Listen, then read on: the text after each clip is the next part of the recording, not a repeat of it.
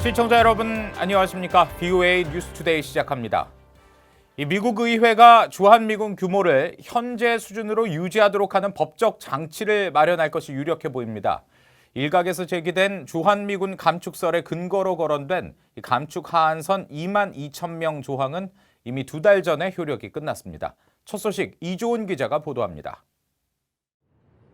미국 의회 상임위의 핵심 보좌관은 26일 VOA에 주한미군 규모와 관련해 상하원 법안은 28,500명이라는 특정 수준으로 유지돼야 한다는 의회의 의지를 표명했다고 밝혔습니다.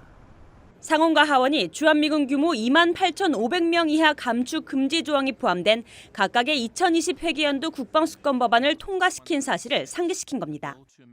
상하원의 법안 조정 협상이 진행 중이기 때문에 최종 확정은 아직 아니지만 상하원 이견이 없어 기존 내용이 최종안에 포함될 가능성이 높다는 의미로 풀이됩니다.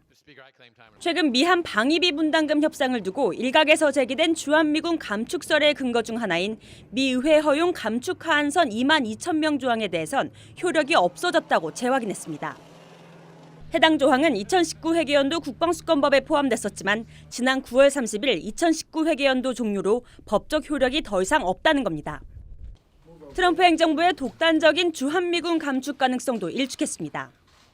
트럼프 행정부가 주한미군 감축을 결정하고 주한미군 규모 28,500명 이하 감축 예산을 사용하려면 의회의 승인을 거쳐야 한다는 겁니다. 또 국방장관은 규모 감축이 미 국가 안보 이익에 부합하고 영내 미국과 동맹국의 안보 이익을 상당히 저해하지 않을 것이며 북한 재래식 병력의 위협 감소와 비례한다는 점도 의회에 입증해야 합니다. 다만 상원 군사위원장은 영내 안보 환경이 변한다면 규모 감축을 고려할 수 있다는 입장을 보였습니다. The level of troops are there for a specific purpose now, and that purpose would be reduced, and the troops should be reduced at the same time. 상하원 군사위는 지난 22일까지 새 국방수권 법안에 대한 협상을 마무리할 계획이라고 발표했지만 국경장벽 건설과 우주군 창설 예산 문제의 이견으로 결론을 내지 못하고 있습니다. 또 올해 회기가 10일도 채 남지 않은 상황에서 의회 관심이 트럼프 대통령 탄핵에 집중되면서 국방수권 법안 처리는 해를 넘길 가능성도 배제할 수 없습니다. VOA 뉴스 이존입니다.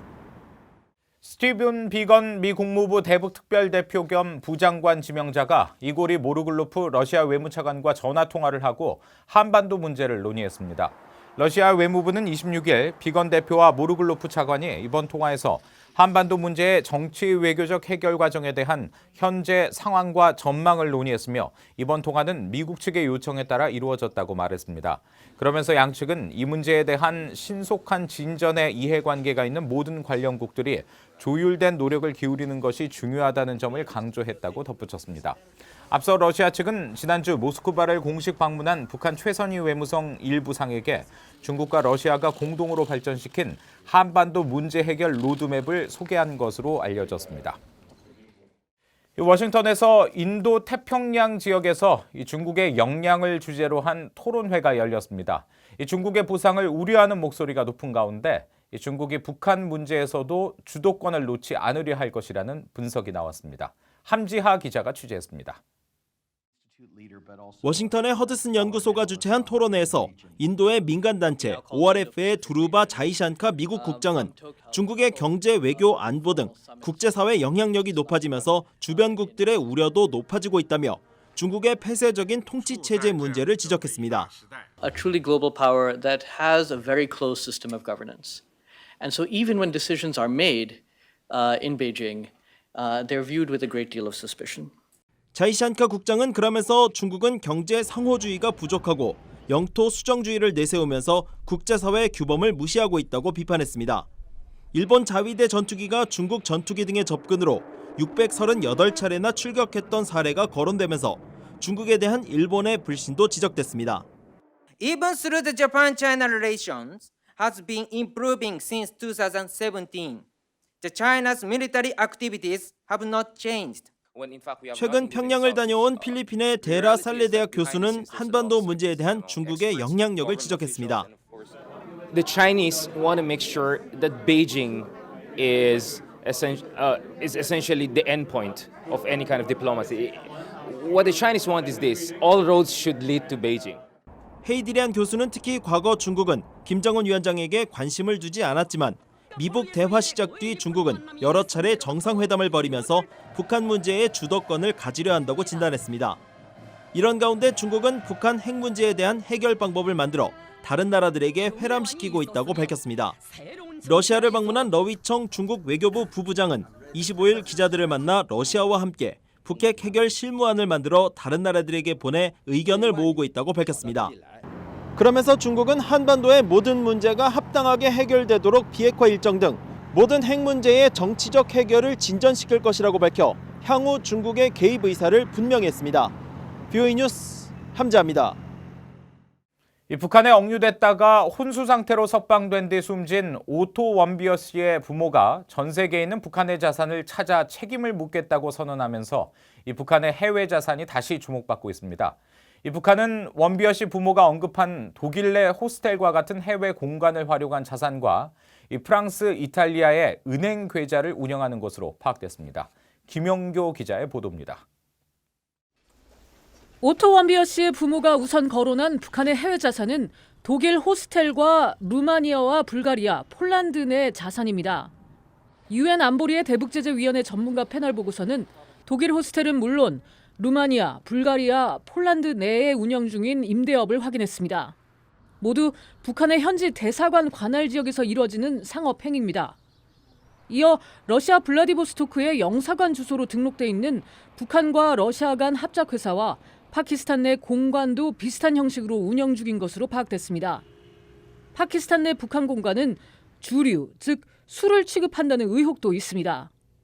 원비어 씨의 부모는 일단 이런 북한 자산들을 지목한 것으로 보입니다. My mission would be to hold North Korea responsible to recover and discover their assets around the world. 유엔 대북제재위원회는 원비어 씨 부모가 언급한 스위스 은행의 비밀 계좌는 아직 파악하지 못한 것으로 보이지만 프랑스와 이탈리아 내 은행의 북한 계좌는 확인했습니다. 하지만 이들 자산은 북한의 정상적인 외교 활동으로 인정되거나 외교 관계에 관한 비엔나 협약에 따라 주재국이 제재를 가하지 못하는 경우가 많았습니다. 북한이 해당 국가 현지인의 이름을 차명해 해외 자산을 보유하는 경우가 많아 찾는 것 자체가 쉽지 않고 북한의 자산으로 확인돼도 불법성이 명백하지 않으면 강제 압류가 어려울 수 있습니다.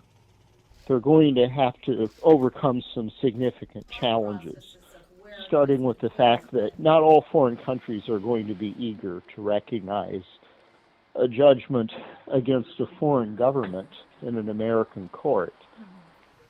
지난 2005년 마카오 소재 방코 델타 아시아 BDA 은행에 대한 제재에 관여했던 데이비드 애셔 전 국무부 동아시아 태평양 지역 선임 자문관 역시 다른 나라의 협력이 관건이라고 강조했습니다. Challenge for the Warmbier family is getting the countries where the North Korean money appears to be located to cooperate. I mean, the North Koreans are smart. They've always gone to money laundering safe havens like Switzerland and Russia. 애셔 전 선임 자문관은 그러면서 북한이 해외에서 벌어들인 돈은 노동당 39호씨를 통해 김정은 위원장에게 전달된다며 유엔 등 더 조직적인 차원에서 원비어 씨 가족 지원 방법이 필요하다고 말했습니다. VOA 뉴스 김현교입니다. 이 북한은 대인지뢰 금지 협약에 가입하고 국제인권법상 모든 지뢰를 제거해야 한다고 노르웨이 인도주의 단체 노르웨이 피플스 에이드가 촉구했습니다. 이 단체는 26일 노르웨이 오슬로에서 열리는 대인지뢰 금지 협약 4차 평가회의에 앞서 공개한 2019 지뢰 제거 연례 보고서에서 북한은 자국 영토에 매설된 지뢰가 없다고 주장했지만 2015년 한국 군인 2명이 판문점 근처에서 북한의 목함 지뢰에 크게 다친 사례 등을 소개하며 북한을 지뢰 사용 의심국으로 지목했습니다. 앞서 대인지뢰 금지 협약 4차 평가회의는 북한은 지난 4년간 대인지뢰를 생산하거나 사용한 전 세계 3개국 가운데 하나라고 밝힌 바 있습니다. 말레이시아는 김정남 피살 사건을 계기로 단절된 북한과의 외교 관계를 정상화할 의향이 있다고 말레이시아 총리가 밝혔습니다. 한 아세안 특별 정상회의 참석을 위해 한국을 방문한 마하트르 모하메드 말레이시아 총리는 26일 한국 언론과의 인터뷰에서 우리는 대치를 좋아하지 않으며 모든 나라와 우호적 관계를 원한다면서 이같이 말했습니다. 또 2017년 김정남 피살 사건 이후 폐쇄한 평양 주재 말레이시아 대사관의 개관을 위한 적절한 시기에 대해 북한 당국과 논의하고 있다고 설명했습니다. 이상으로 VOA 뉴스투데이 마칩니다. 함께해 주신 여러분 고맙습니다.